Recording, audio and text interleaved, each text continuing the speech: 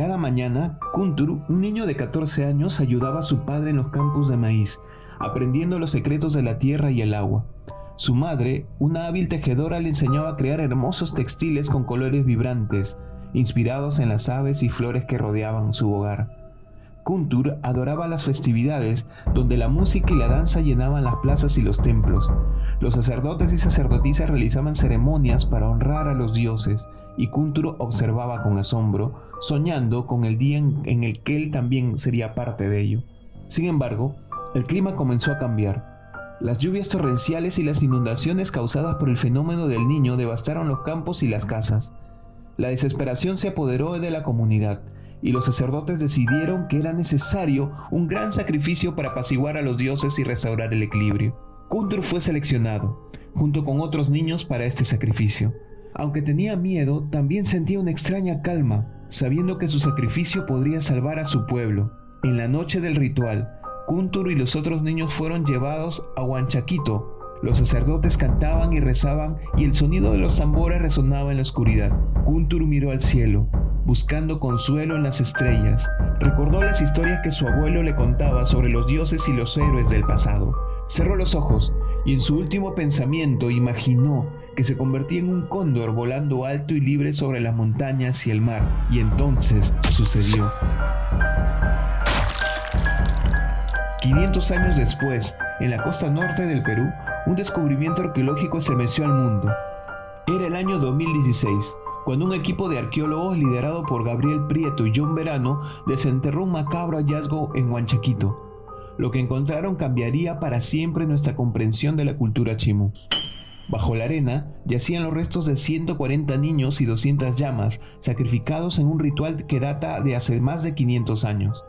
Los cuerpos, cuidadosamente dispuestos, mostraban signos de haber sido sacrificados en un acto desesperado para apaciguar a los dioses. Los arqueólogos encontraron evidencias de cortes en los externones de los niños, indicando que sus corazones fueron extraídos. Las llamas, animales sagradas para los chimú, también fueron sacrificadas en el mismo ritual. Este acto, aunque brutal, era un intento de restaurar el equilibrio y la armonía con la naturaleza. Se encontraron que los rostros de muchos de los niños fueron untados con un pigmento rojo, elaborado a base de cinabrio. Ese pigmento utilizado en rituales simboliza la sangre y la vida. Las llamas jóvenes también fueron sacrificadas de manera similar, con cortes en los pechos y signos de mutilación. Pero, ¿qué llevó a los chimú a realizar tal sacrificio? La investigación reveló que los niños de entre 5 y 14 años fueron sacrificados durante un evento climático extremo conocido como el Niño.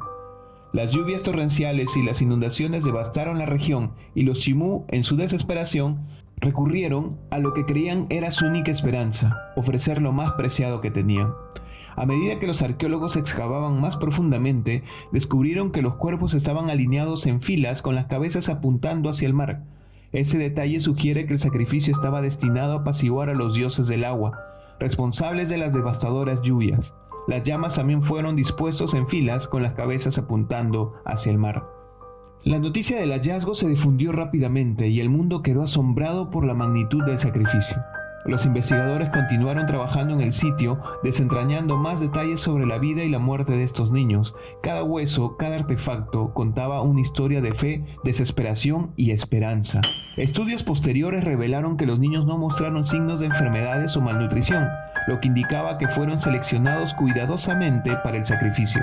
Este descubrimiento plantea preguntas inquietantes sobre las creencias y prácticas de la cultura chimú. Hoy Huanchaquito es un recordatorio sombrío de los extremos a los que puede llegar una civilización en tiempos de crisis. Los sacrificios, aunque incomprensibles para nosotros, era un acto de devoción y desesperación, un intento de salvar a su pueblo de la destrucción.